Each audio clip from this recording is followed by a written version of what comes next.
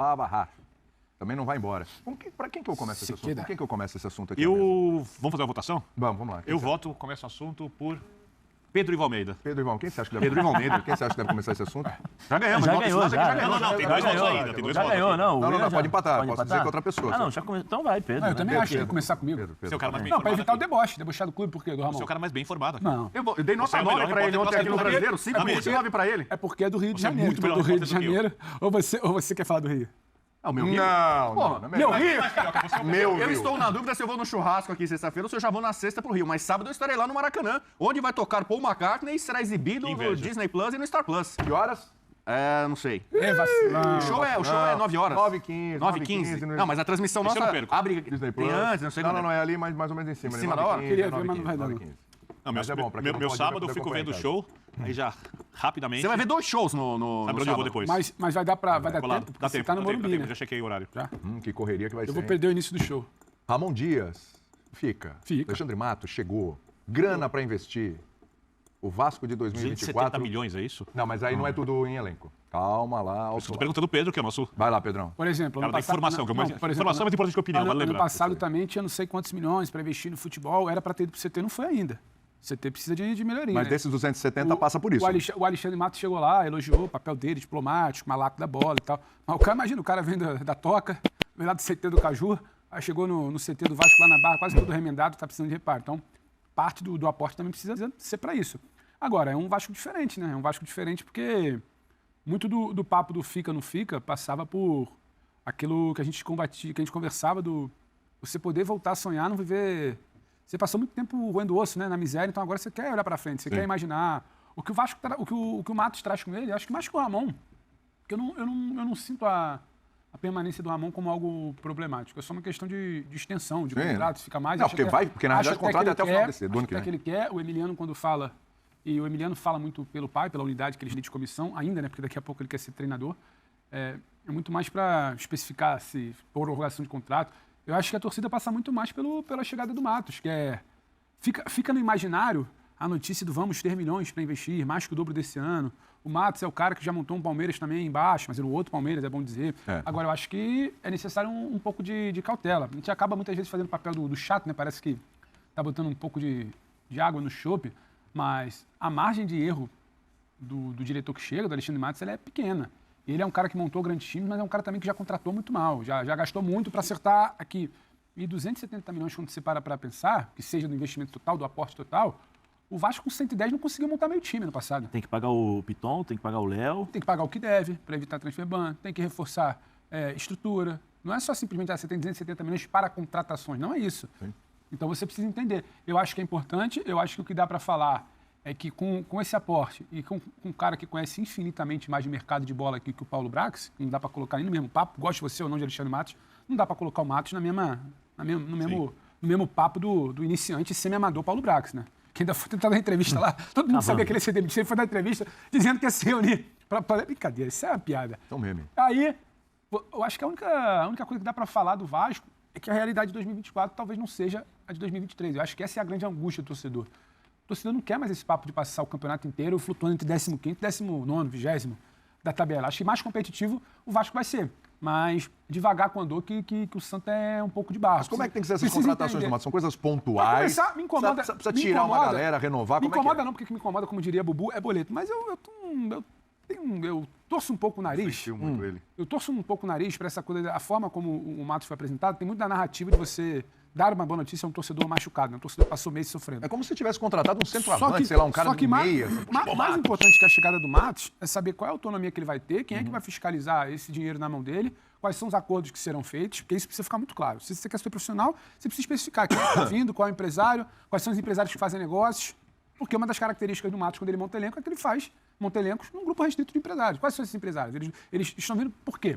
Quem determina? Quais são os critérios? Quem fiscaliza o trabalho? Quem é que vai dizer a contratação do Zé foi boa, não foi? A do Bini foi boa ou não foi? Isso precisa ser muito bem colocado. Quem é que vai fiscalizar? Ele vai responder direto ao CEO. O CEO não é um cara da bola. Ele vai responder a 777, que é quase que uma entidade invisível e distante. E entender que a margem de erro do Vasco é pequena. É muito melhor do que outras que eu ele já teve. Eu espero que um dia no futebol brasileiro, com ou sem SAF, eu espero que com ou sem SAF, toda contratação tenha junto um relatório que a gente conheça. Ou seja, estamos contratando o jogador porque tem essas virtudes, essas valias... Tecnicamente, na Europa, que a gente tenta tanto copiar, Sim. o cara tem que avisar, amigo. O cara tem que avisar a transação que ele fez. Tem o percentual, não sei se...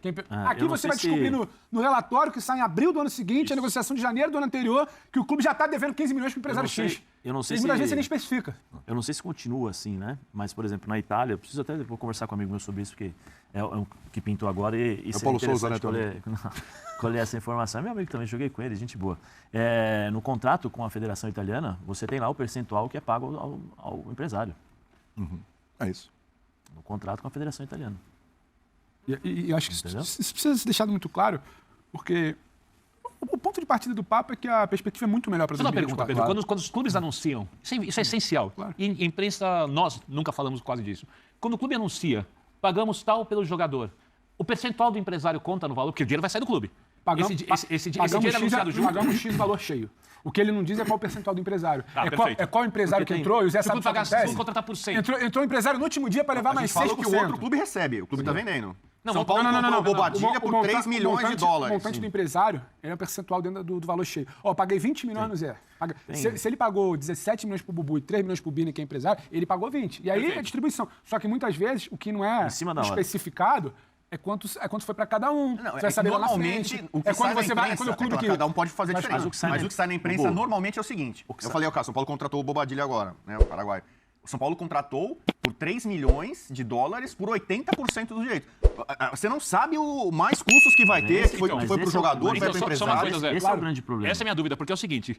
Só para fiscal, especificação tem por isso. Para mim é simples, assim. Isso é uma coisa que precisa mudar. Quando se fala sobre o negócio da Federação Italiana, o clube pagou X pelo jogador. Se tem comissão do empresário, e não tem nenhum problema o empresário ganhar dinheiro. Tá então dentro trabalha para da comissão. Isso faz parte, não é uma crítica. Ou o clube não recebeu o valor cheio, né, porque um pedaço foi para o empresário, ou um clube não anunciou quanto pagou, porque não está anunciando a comissão do empresário. Aí a gente tá entrando Fica sempre um vácuo de valor. A gente está entrando num problema maior. Qual foi o grande problema da negociação do Neymar, que ele se complica até hoje? É o que foi pago por fora, é o que não aconteceu. Isso vai acontecer e a gente não vai saber. Só que dentro da especificação da venda, o comissionado, né, o valor comissionado, ele está nesse percentual. Mas o que eu estou falando é, isso é um pormenor. O que o torcedor quer saber agora, a verdade é essa, esse cara aí vai montar um time melhor do que o Paulo Brax? Vai. Imagino que sim. Eu vou passar menos sufoco? É tendência. Vou. Só que ao mesmo tempo ele fica pensando, será que ele vai trazer um Dudu igual ele fez no Palmeiras? Talvez não nesse momento. Só que o que se faz Porque não tem dinheiro para isso. O Matos ele tem uma característica, e aí não é gostar ou não gostar, ser certo ou ser errado. O Matos ele é vaidoso. E tá tudo bem, as pessoas são vaidosas. Ele não está indo pro Vasco para ser um trabalho mais ou menos. Ele quer provar que ele vai carimbar, que ele trouxe um... Algo para sinalizar para o mercado, ele já está tentando fazer.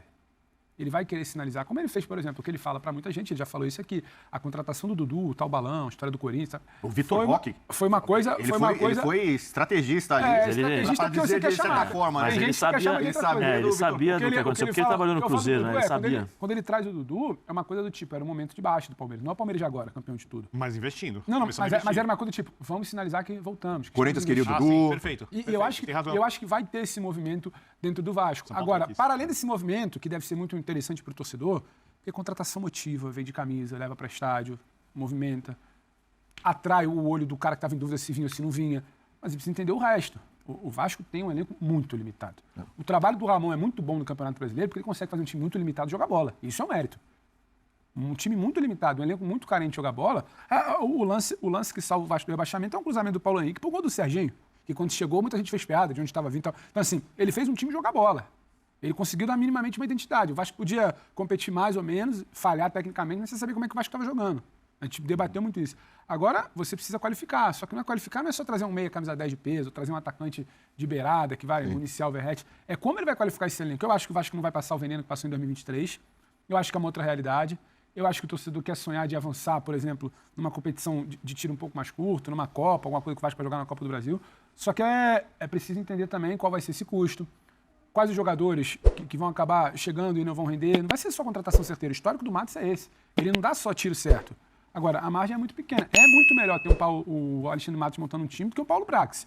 Mas é muito importante também alguém estar com a lupa em cima. Isso o Vasco não teve. Sim. O Vasco passou 6 meses sem estar com a lupa em cima do futebol e teve que correr atrás do prejuízo, Quase buscar um Ramon, buscar um milagre para não ser rebaixado. Correr atrás do prejuízo. Fã de esportes! Mandou vídeo, vamos lá. Vasco sonha com retorno de Coutinho e tentará negociação, diz jornal. O meia Felipe Coutinho está na lista de possíveis reforços do Vasco, segundo o jornal espanhol Sport. O que aconteceu? O Vasco pensa em repatriar Felipe Coutinho por empréstimo no segundo semestre de 2024. O clube também pode ter ajuda da SAF, 777 Partners, para investir na contratação em definitivo do ex-Barcelona. Coutinho pertence ao Aston Villa e está emprestado ao Al Duhail, do Catar, até junho do ano que vem. A continuidade do meia de 31 anos no Aston Villa é incerta. Porém, o clube inglês deve priorizar negociações de compra, não de empréstimos, e os dirigentes do Vasco podem ter dificuldades para chegar a um acordo. O Cruz-Maltino também quer o retorno de outros jogadores experientes como Alan, atualmente no Alveda, e Souza no Beijing Guan, ambos formados na base do próprio clube, assim como Coutinho. Vasco tenta a contratação de Júnior Alonso, mas pedida inicial do Krasnodar assusta. Russos estipulam algo em torno dos 5 milhões de euros. Cruz-Maltino tenta diminuir consideravelmente o valor. O primeiro desafio de Alexandre Matos como diretor executivo do Vasco é Júnior Alonso. O Cruz-Maltino tenta a contratação do zagueiro, que trabalhou com o dirigente no Atlético Mineiro junto ao Krasnodar, da Rússia. A informação foi trazida inicialmente pelo GE e confirmada pela Gol. Ainda segundo soube a Gol, pelo bom momento de Júnior Alonso no clube, os russos fazem jogo duro e pedem uma alta quantia para negociar o zagueiro de 30 anos, que tem contrato com o clube até junho de 2025. Krasnodar fazendo jogo duro. O desafio de Alexandre Matos é fazer com que os russos abaixem consideravelmente os valores de Júnior Alonso. Segundo soube a Gol, o Krasnodar espera, inicialmente, algo em torno de 5 milhões de euros, R$26, 8 milhões. Quantia elevada se tratando de um jogador de 30 anos. Desejo antigo no Vasco. Júnior Alonso é um desejo antigo no Vasco. A pedido de Maurício Barbieri, o Cruz-Maltino chegou a tentar a contratação do zagueiro, mas não obteve sucesso. Velho conhecido de Alexandre Matos, Júnior Alonso trabalhou com o novo diretor executivo do Vasco no Atlético Mineiro. Matos foi, inclusive, o responsável direto pela chegada do zagueiro no Vasco. Alonso se destacou no clube mineiro e depois foi negociado com os russos por $8,2 milhões no início de 2022.